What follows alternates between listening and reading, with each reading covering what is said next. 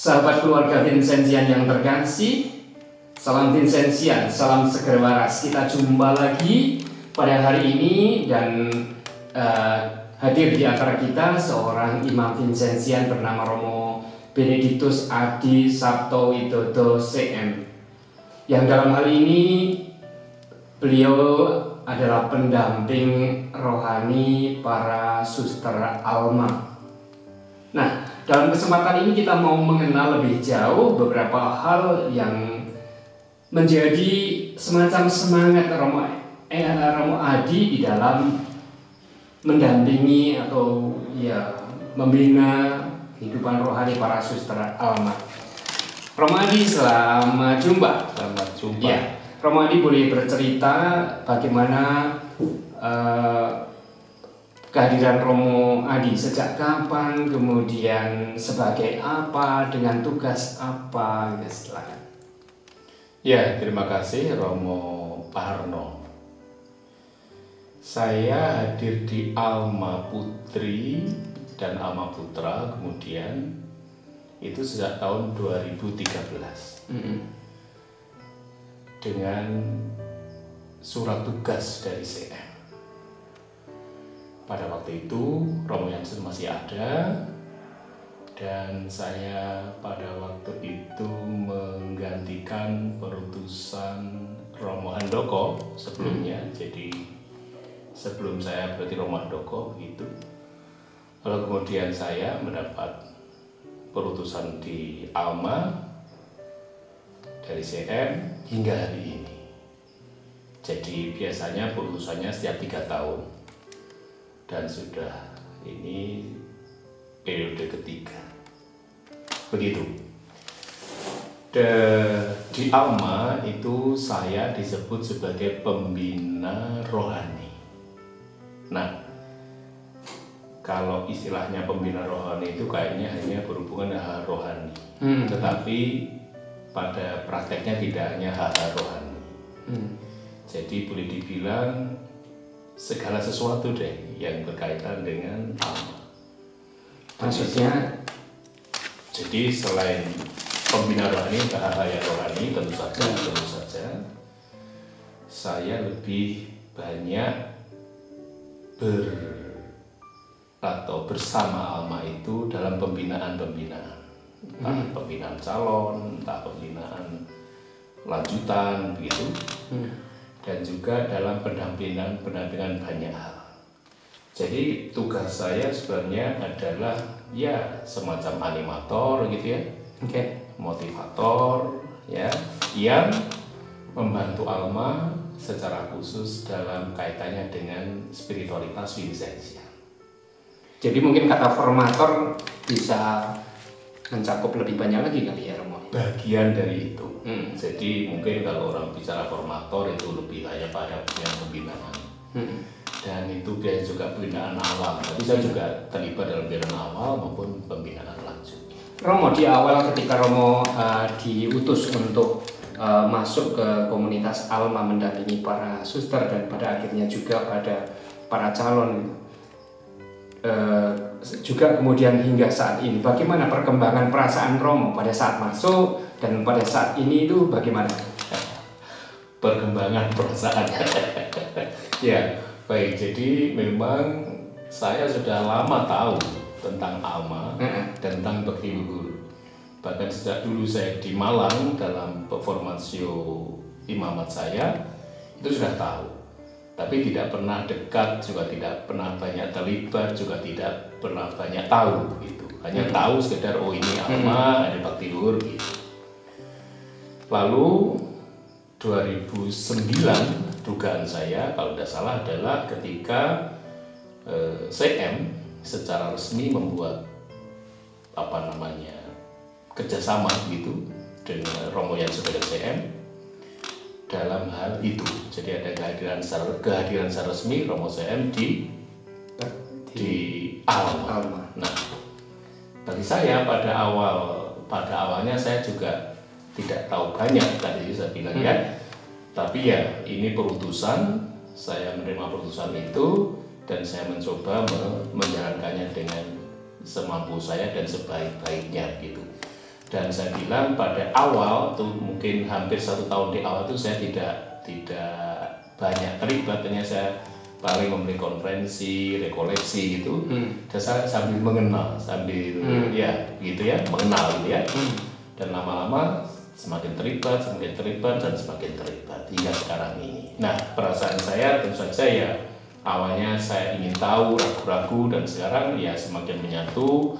Saya kira sudah 9 tahunan hingga sekarang itu, atau 8 tahun menurut saya. Itu ya senang, gembira, dan bagi saya bukan saya Romo. Karena itu minta maaf kalau selama ini saya juga menggoda Romo Adi, bukan Romo Adi CM tapi Romo Adi Alma gitu ya.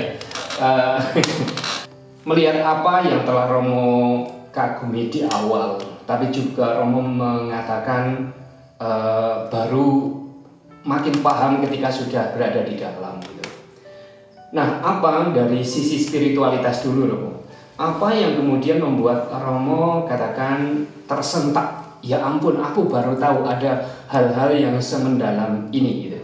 Ya, baik. Memang dari sisi itu saya merasa Alma dan seluruh karyanya, atau kalau boleh mungkin lebih baik dibilang semua yang dikerjakan Romo Jansen, karena semuanya berasal dari Romo Jansen, Alma, Bakti Luhur, IP, Perkasi itu berasal dari Romo Jansen, maka saya merasa bahwa luar biasa Romo Jansen ini. Ini sangat Vincenzian, tentu nggak bisa dibandingkan dengan CM atau yang lain, tetapi karena juga walaupun semangatnya sama, tapi karisma Romo Jansen atau karisma Vincenzo memang beda. Tapi secara nyata pada zaman ini spiritualitas Vincenzian itu sangat nyata dalam Alma. Maaf, beda tadi dalam arti apa Romo? Tentu zamannya ya berbeda ya. Dulu kalau zaman Romo Vincenzo 400 tahun yang lalu, tentu masyarakat, situasi orang miskin dan sebagainya itu berbeda dengan zaman ini. Tentu dulu banyak perang, umat ditelantarkan. Itu sekarang tentu menjadi situasinya kemiskinan karena zaman ini gitu ya.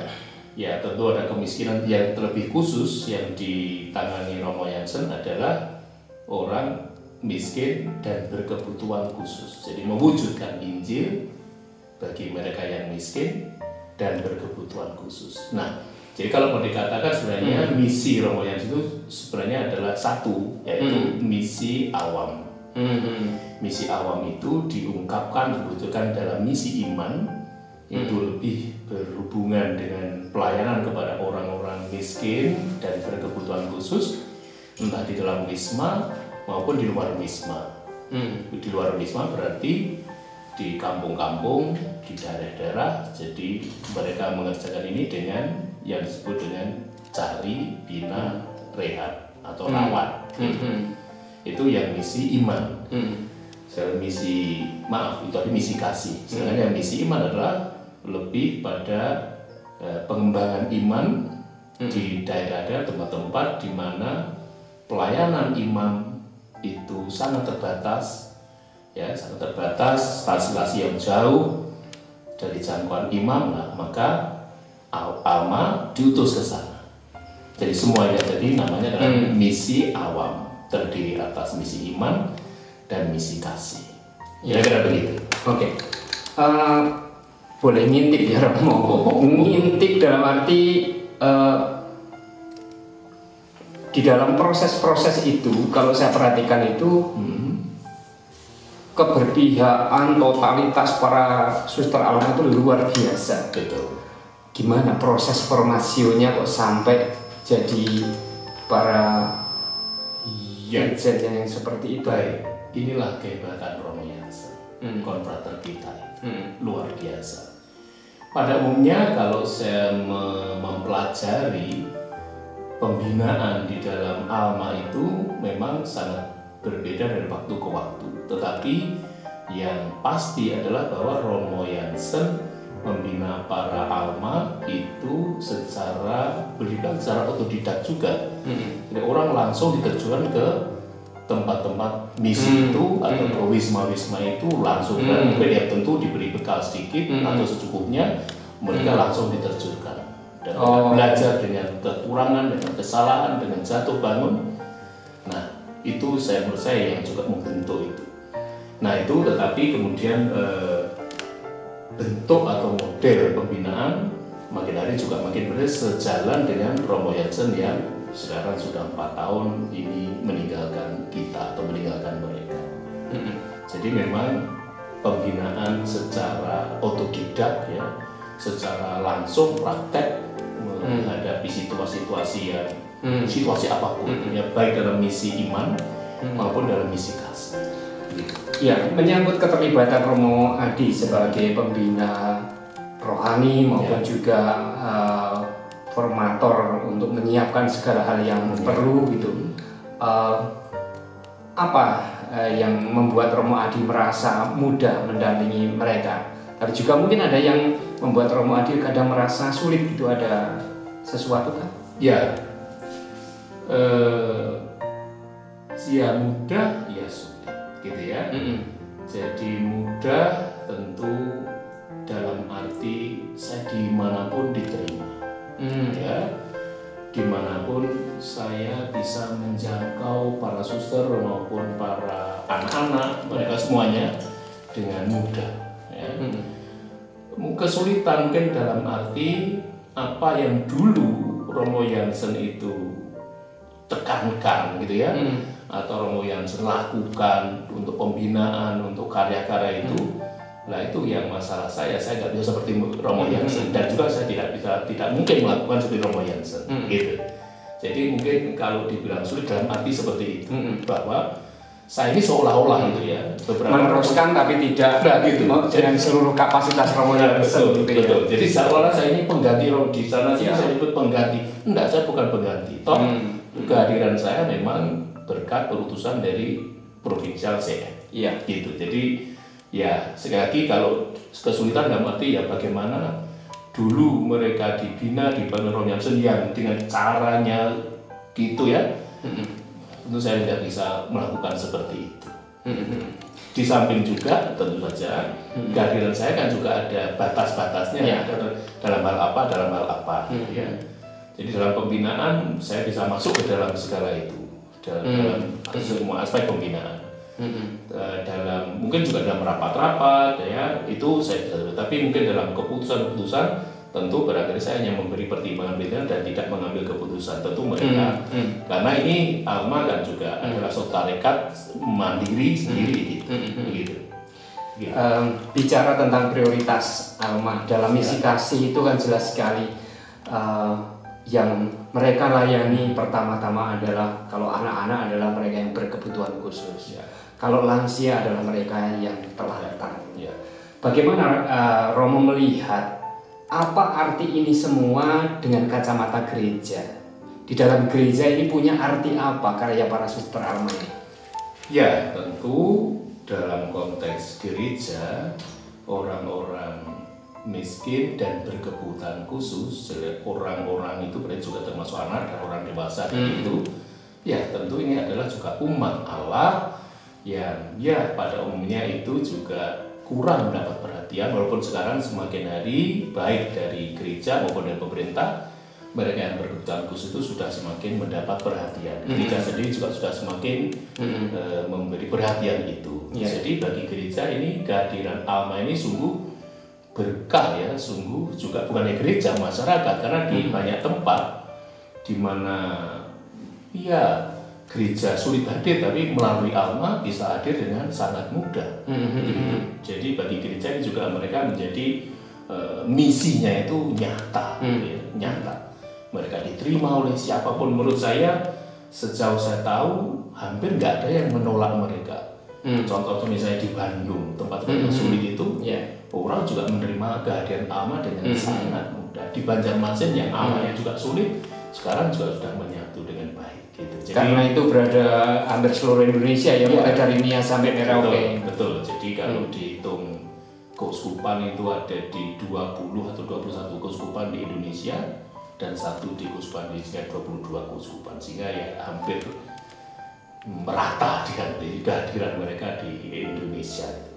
Selain itu memang Romo Jansen kan juga bukan hanya Alma, tapi juga pembinaan awam melalui IP misalnya sekarang atau melalui pembinaan awam yang lain itu mereka sudah tersebar di seluruh Indonesia. Jadi sungguh melalui Romo Jansen dengan semua lembaga yang didirikan, entah itu Alma, atau Bakti Luhur, atau IP, mungkin juga Berkasih, itu sungguh-sungguh bagi gereja adalah berkah, dan melalui mereka misi berjalan, misi iman dan misi kasih tadi.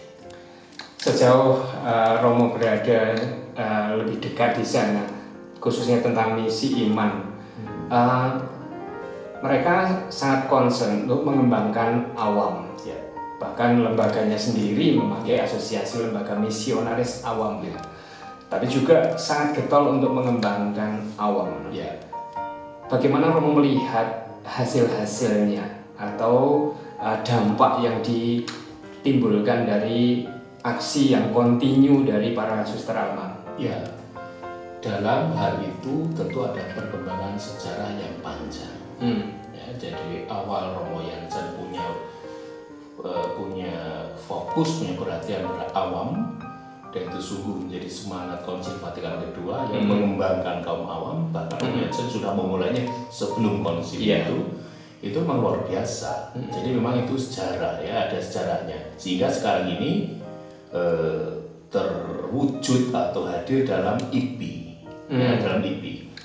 Tentu itu secara lembaganya, tetapi dalam misi-misi para alma itu nyata juga. Jadi sebenarnya saya sebut tadi pergi ke stasi, dan juga misi iman itu bukan hanya kepada mereka, tapi juga kepada di wisma-wisma, kepada anak berkebutuhan khusus. Bahwa anak-anak yang berkebutuhan khusus itu diajar berdoa, sungguh pun hanya bisa buat tanda salib dan seterusnya.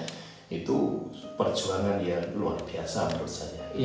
Menarik sekali karena Romo Adi menyebut Konsili Vatikan kedua, dan saya sendiri juga baru belakangan tahu kalau ternyata Romo Paul Jansen ini juga terlibat di dalam Konsili Vatikan kedua.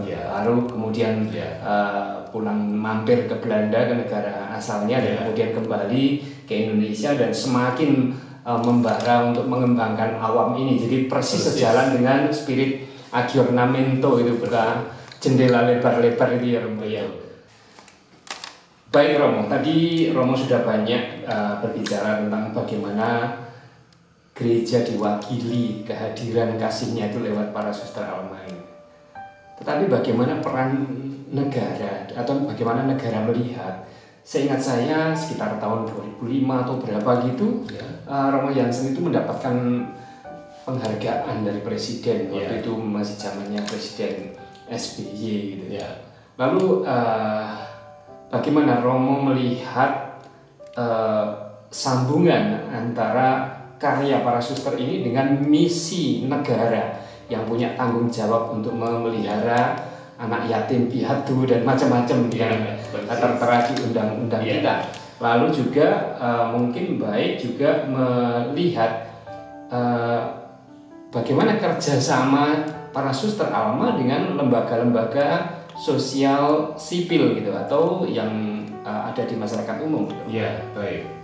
Dari sisi penghargaan, Romo Jansen itu sudah memulai penghargaan dari tingkat paling bawah sampai paling atas presiden dalam konteks penghargaan terhadap pelayanan. Dari gubernur juga sudah, dari Depsos itu juga sudah. Nah, itu satu dari situ. Yang kedua, memang orang miskin itu adalah tanggung jawab negara. Dan dalam hal itu memang Alma atau melalui semua yang didikan oleh Romo Jansen itu ambil bagian secara total di situ. Jadi dimanapun Alma hadir dalam melayani orang miskin itu, terutama yang berkebutuhan khusus tadi itu, dengan wisma-wisma yang didirikan, mereka selalu bekerjasama dengan dinas sosial, dengan dinas sosial. Dimanapun mereka ada di situ. Dari satu sisi memang ini kita menunjukkan bahwa ini adalah tugasnya negara, dan negara hadir melalui dinas sosial. Dari kita melalui Alma itu bekerjasama di situ entah dalam tenaga, entah dalam dana. Itu ditunjukkan bahwa ini kami membantu negara dalam menangani mereka yang miskin, lebih-lebih yang berkebutuhan khusus macam itu. Jadi menurut saya kehadirannya tak amat berarti. Dan banyak kali juga kehadiran Alma ini misalnya gini ya, untuk kurikulum misalnya, kurikulum orang berkebutuhan khusus sudah lama Alma ini menyumbangkan gagasan ilmunya, misalnya dalam menyusun kurikulum. Nah, itu juga di sana untuk penanganan orang-orang berkebutuhan khusus ya. Iya, betul. Jadi kehadirannya tadi ya baik di level ya ini tadi langsung menangani orang, bahkan dengan tekniknya yang khas yang namanya CPR tadi yang ternyata saya itu bukan hanya merawat orang berkebutuhan khusus gitu aja, tetapi merawatnya itu sambil mendampingi keluarga yang bersangkutan untuk bisa kalau ditinggal mereka yang akan merawat ini. Jadi lebih pada pembinaan keluarga.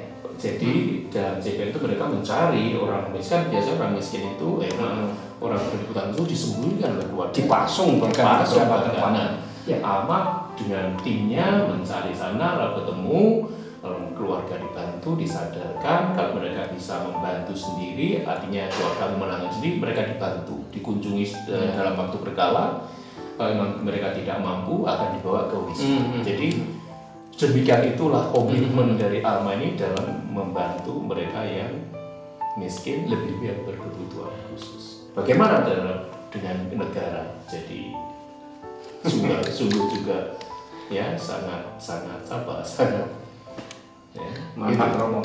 Romo sekarang terakhir, kalau Romo harus berdoa untuk para suster Alma, apa yang pertama-tama Romo akan katakan pada Tuhan?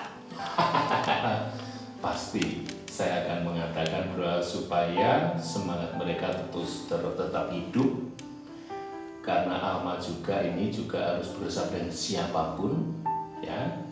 Jadi bukan mereka sendiri, tapi juga dibutuhkan juga banyak bantuan, banyak perhatian dari semua yang lain ya, dalam arti mungkin juga berkasih atau yang tergabung dalam berkasih atau siapapun dalam membantu menolong orang-orang berkebutuhan khusus, karya misi iman maupun juga karya misi kasih atau dalam keseluruhan misi alam itu. Maka saya berdoa satu juga mereka dikuatkan terus, semangatnya dipelihara dan tenaga ditambah ya, Tuhan terus menambah tenaga karena ini juga sungguh pekerjaan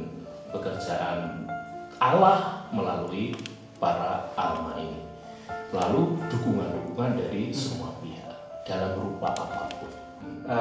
Baik Romo, ada sekian banyak yang telah Romo alami di tempat para suster itu bersama dengan anak-anak kebutuhan khusus, dengan pengembangan iman lewat IP dan lewat gerakan-gerakan yang lain untuk pengembangan awam. Nah, sekarang menurut Romo, apa yang kemudian menjadi semacam kekasan atau mutiara? Mungkin orang lain juga mengembangkan, tapi tidak dengan intensitas seperti itu. Dan mungkin masihkah ada sesuatu yang sangat spesial dalam cara para suster Alma dalam pendekatan ini juga, terutama pertama justru yang misi awam ini, Romo. Ya, baik, saya duga begini, baik misi iman maupun misi kasih itu yang saya dalam Alma itu, yang juga ini Alma Putra, juga Alma Putri, itu adalah bahwa misalnya Romo Jansen sebagai pendiri mereka itu semacam menegaskan, engkau nggak boleh menolak siapapun, orang miskin siapapun, orang kaya apapun, nggak boleh, harus diterima, dan engkau harus memperlakukan mereka dengan sangat baik. Wisma-wismamu itu bukan tempat-tempat penampungan, berarti mereka harus dibina, diberdayakan dan seterusnya. Itu dari sisi misi kasih. Dan kalau misi iman, para suster ini walaupun notabene adalah cewek-cewek yang juga kebanyakan mereka juga masih muda, karena karya juga masih muda, mereka berani terjun ke mana tempat-tempat terpencil yang jauh-jauh luar biasa bagi saya. Iya. Seperti misalnya kalau saya kunjungan ke Gong itu, Iya. wow, luar biasa. Makanya nggak heran ya kalau kemudian anggotanya mengembang begitu cepat, sekarang pun sudah lebih dari 300 Hampir anggota ya. 400. Hampir 400. Ini untuk ukuran di Indonesia sebagai kongregasi domestik yang lahir di Indonesia, kemudian belum terlalu lama, baru berapa dekade sudah sekian banyak anggotanya. Tentu saja karena banyak orang melihat mutiara-mutiara tadi, dan salah satu yang Romo ungkapkan tadi adalah bagaimana spirit yang ditanamkan oleh Romo Jansen yang kemudian ditransfer kepada Suster Alma untuk tidak khawatir apapun, tidak usah cemas akan apapun. Kalau ada orang miskin, terimalah dan layanilah. Itu ya, luar biasa. Kita telah berbincang-bincang dengan Romo Adi. Terima kasih Romo Adi. Sama-sama. Tapi pada saat yang sama kita menjadi lebih mengenali para Suster Alma. Para Suster Alma yang kemudian melibatkan diri secara nyata untuk mengangkat martabat mereka yang telantar, yang tak terawat, dan kemudian bahkan mereka yang berkebutuhan khusus yang selama ini dipasung. Dengan demikian, saudara-saudari, kita hadir dengan orang-orang yang telah membuktikan apa yang dikatakan oleh Santo Vincentius ini. Orang miskin adalah warisan kita. Aku